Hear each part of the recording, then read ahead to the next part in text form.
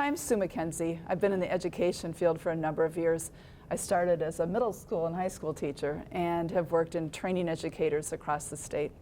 Learned a lot, and it's still my favorite sector of the world to work in.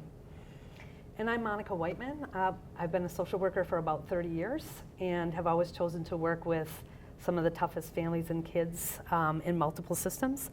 And I feel like we're tackling a really important conversation today by talking about compassion fatigue.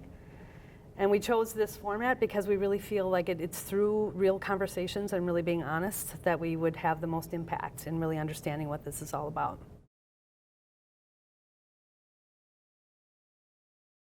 When you mentioned compassion fatigue being the elephant in the living room, at first it didn't make sense to me, but the more I thought about it, I realized that the elephants in our living room are those things that we're afraid of, and I think we're afraid of them because we don't understand them.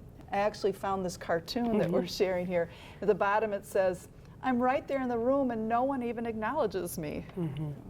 So, I find that when we're in schools, it's a whole lot easier to talk about the students or our principals or the things that are really hard about education. And what I really think is important to be able to reflect on how we are in the work. And so we want to tackle compassion fatigue in this really kind of open and honest and vulnerable way so that we can teach about it, but also be real about it so that people understand what it is, they can avoid it if they see it coming, recognize it in themselves, and then restore some balance so that they're feeling better in their work and about who they are. So this picture is pretty close to the image that I had for myself in education when I got into it. I had a lot of energy and enthusiasm. I love kids, I especially loved adolescents, and I wanted to create an engaging environment, and I was pretty sure the kids would get along with me okay, and I even knew about problems and troubled lives and the kinds of things that might come into the classroom. But I felt really ready to deal with it. I wanted to be there, and I wanted to be that connector and educator in the classroom. So what I wasn't prepared for was really how hard it would be. These images that I found actually bring tears to my eyes because I'm thinking about some of the kids I've worked with that I honestly still think about. I told you last night about a boy named Chad. I was 24 when I met Chad, and I still wonder, where is he? How's he doing? And it makes me realize that we so often have stories that aren't finished as educators, and what does that do to us? I certainly have some, and I know that you have some. I love, there's a quote by Rachel Naomi Remen that I want to share. I think it says maybe where I was in the beginning of my career. It's the expectation that we can be immersed in suffering and loss daily and not be touched by it is as unrealistic as expecting to be able to walk through water without getting wet. I kind of started there, and then I got wet. Right. And it didn't always go so well, but hopefully I've learned a lot along the way of how to deal with that. So compassion fatigue, how do we define it? So certainly in my experience, I've gotten wet right along with you, and I've realized that compassion fatigue is really about if you have an open heart and you're a witness to a lot of difficult struggles and a lot of pain in people's life, that you will be impacted by that. That you will have, you will feel the heaviness of it at times, and it might affect your ability to be compassionate. It might affect your own well-being. It might affect your effectiveness. One option is to just kind of back off emotionally, to kind of go numb, to start blaming. And there's actually stages that we found in research that people go through that might help us to delve a little deeper into what this actually is that we're talking about.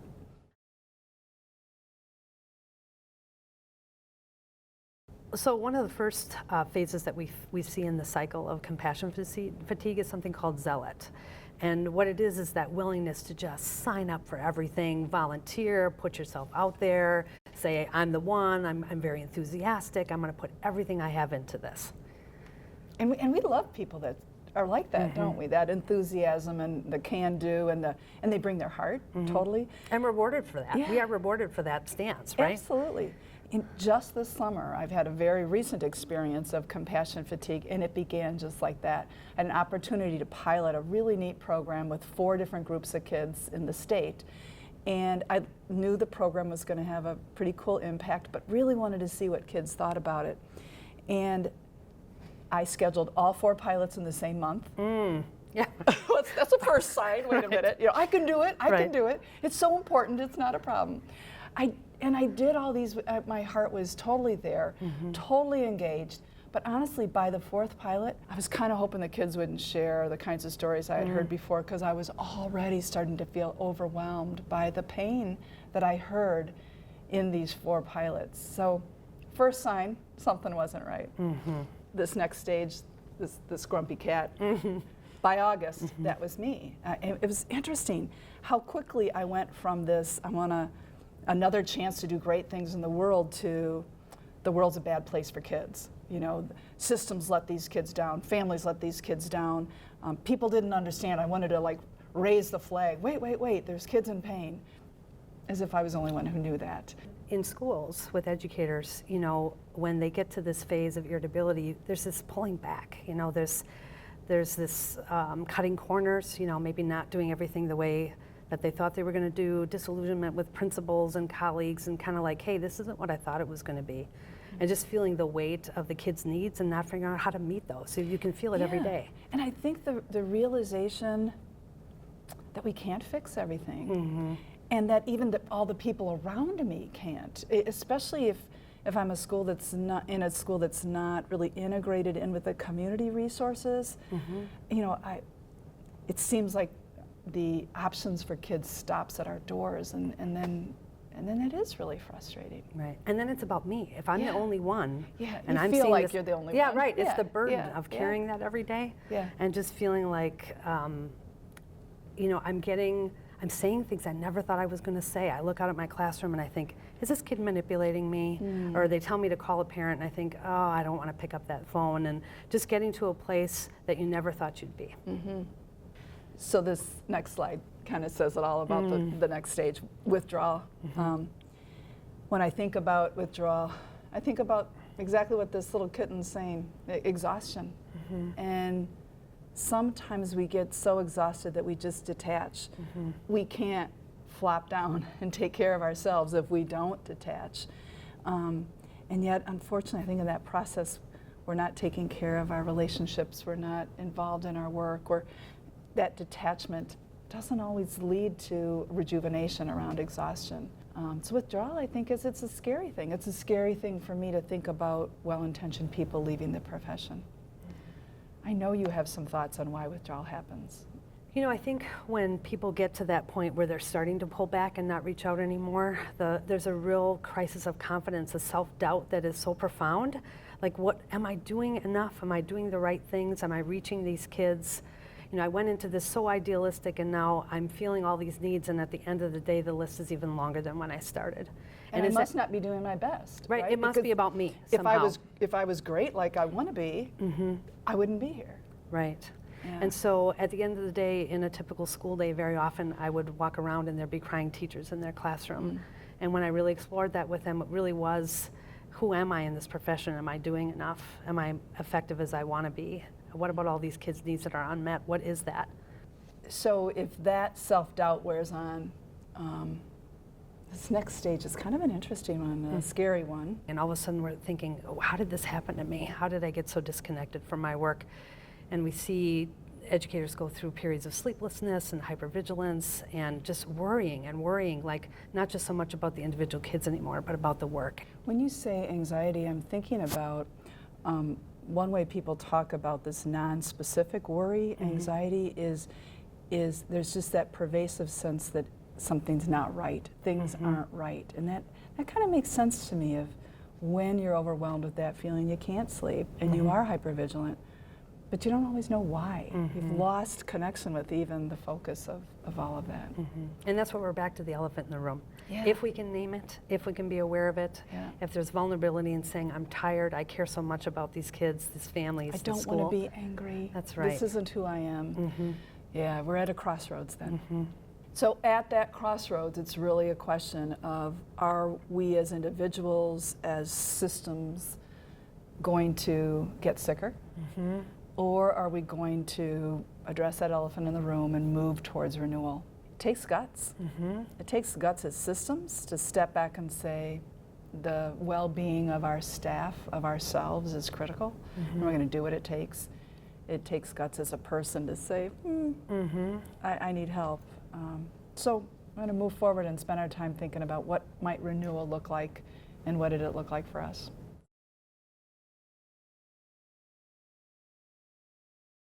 So Sue, the goal of renewal is to really reconnect with your sense of compassion, reconnect with your sense of purpose, the reason why you got into this very important profession in the first place, without getting burned, without having to give up too much of yourself, and really recognizing that I do have influence every day, and paying attention to what that looks like so that you can move back into a place of hope and connection with why you're doing this very important job. And not just cycling back to the beginning, but having a different kind of enthusiasm and passion. So in essence, that goal then is to move from the zealot to this notion of compassion satisfaction. We're going to have new kittens every year as educators, right? And so what's the approach that we can take that allows us to build emotional bonds? Because we know connection is so critical with the students that we teach, with the parents, with our colleagues, but how do we do it in a way that just makes more sense for everyone? And I believe one of those key pieces is that we get out of the fixing mode and more into the resilience mode. In addition to that, I think about this non-anxious presence. We talked a lot about the worries and the anxiety. And one of the influences that we have is to show up totally present to what we're doing. Just do what we're doing while we're doing it, and give it 100% of our attention, not looking back and worrying so much about yesterday. Oh, this again. Yes, Yeah. or looking forward and saying the next thing that's going to happen is going to be really hard, but just staying present. Because starting with that will allow us to take better care of ourselves. Our self-care can improve. We move to intention rather than reacting, because we've named this thing that is getting in our way, and we know that the solution in part is just to show up totally present without carrying worries every day. And when I'm present, I'm listening, I'm aware, and I'm kind of going back to that resilience. I'm probably going to hear some strengths out of you. If it's all about me, what I thought of yesterday, where I think we need to go, I might miss that you have solutions. And how do I just help nurture you to be able to put those solutions into action, whether it's for a math problem or a problem on the playground or a colleague coming to me with things. Yeah, that presence, I think, is a lot about realizing the strength of others. And it's what the kids tell us. Yeah. They say, you know what, it wasn't because somebody fixed it, Yeah. it's because somebody truly got me. Yep. They listened, they were present for me. That's it. Believed in me.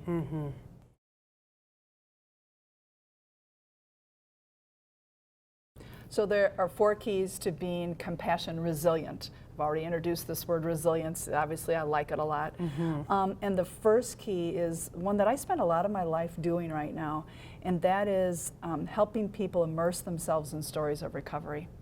I am so aware that as a classroom teacher, I mentioned Chad. I never knew what happened to Chad. I may never know what happens to 95% of the kids that I work with.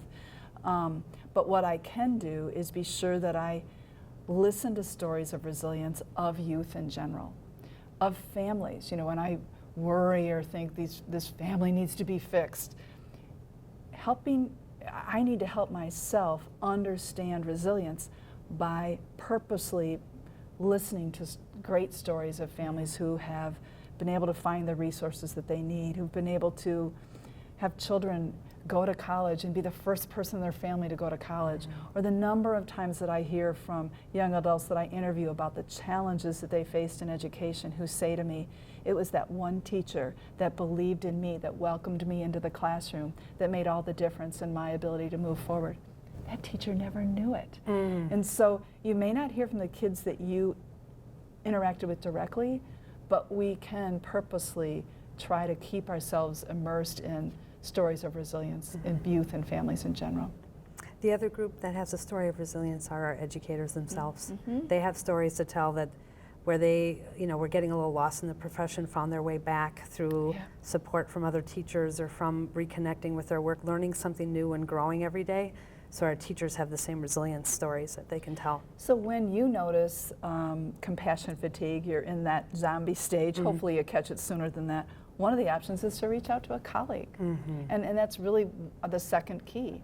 that we're going to talk about in terms of being compassion resilient is how do we connect with our colleagues. So this key of reaching out to colleagues is a very important one. It's about being able to be transparent and being honest, finding someone, one other teacher, part of your team, maybe your administrator who can say, this is what's real for me, these are my successes, these are what's hard. But I think people who connect with their colleagues, who find a way to be authentic in their teaching and be able to share that with other people, kind of reduce that isolation and that frustration that people feel when they're really exhausted. So the third key that we really want to think about is trusting the strengths and the resiliency of our young people, and also really getting where the limitations of our role are.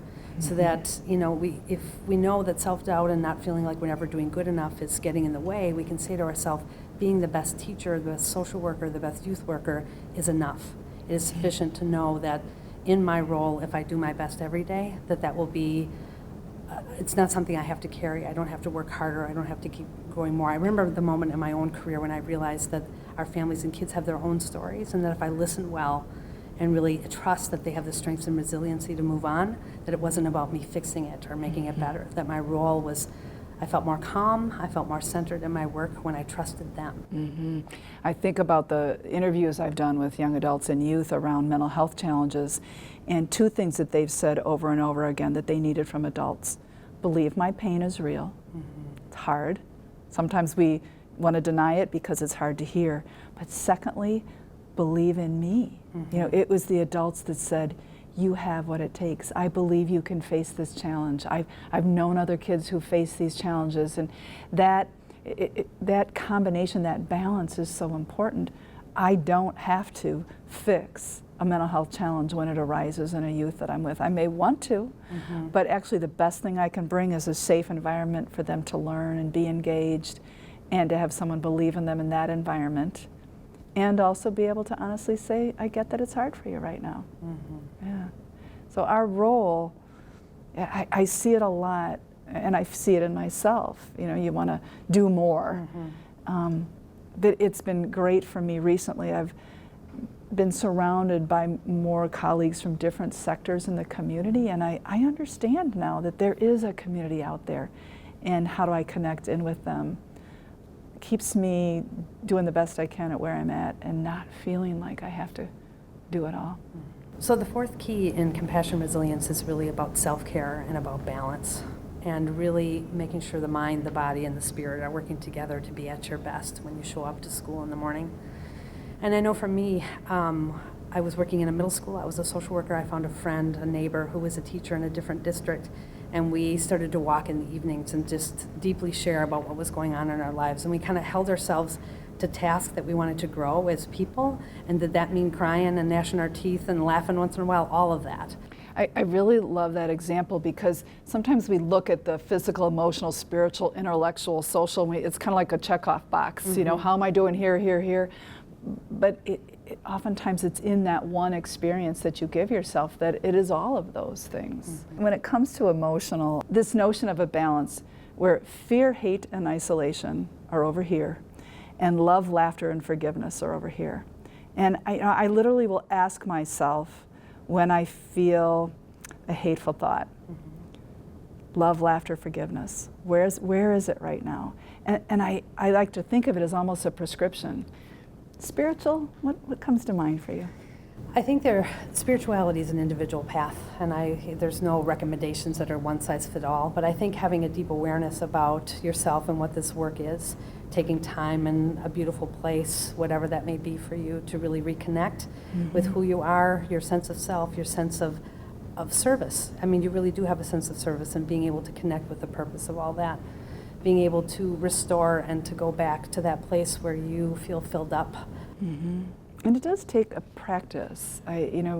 Whether it is go to a service or it's just saying, once a week I'm going to be in nature. I do think that connection with meaning and purpose is something we can offer to ourselves on a regular basis that's really helpful.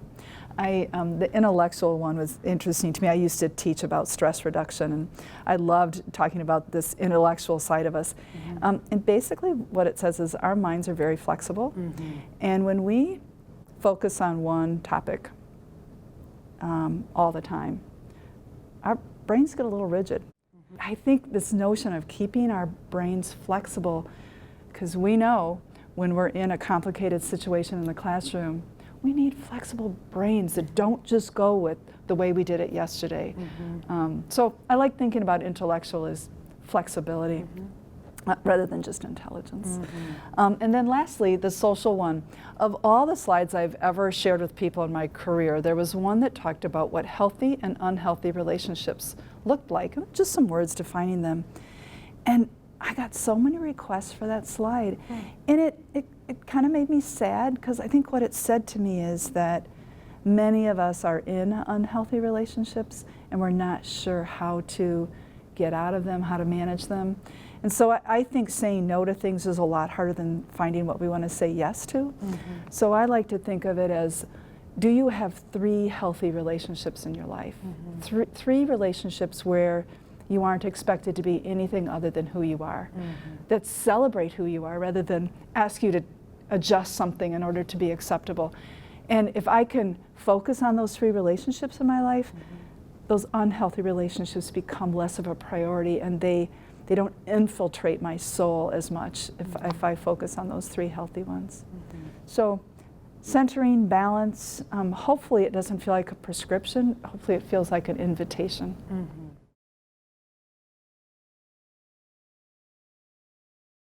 So as we're wrapping up, these faces showed up earlier as we were talking, and we're talking about resilience and how important it is to kind of bathe ourselves in the notion of resilience. These 3 stories are all youth who, when they talked to me, pointed to educators in their life. It was just awesome. Charles talked about the educator that helped him to laugh, and each day he would laugh with this educator. And he had gone through some tough stuff and was getting suspended, was the problem. And just through that connection with the educator, he was able to make a shift.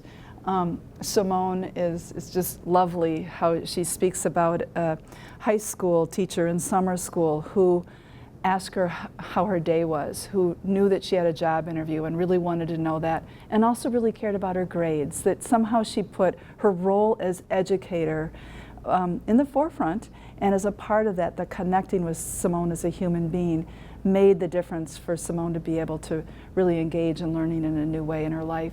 And then Val, kind of an interesting story, goes all the way back to 1st grade. Val had been expelled from some preschools.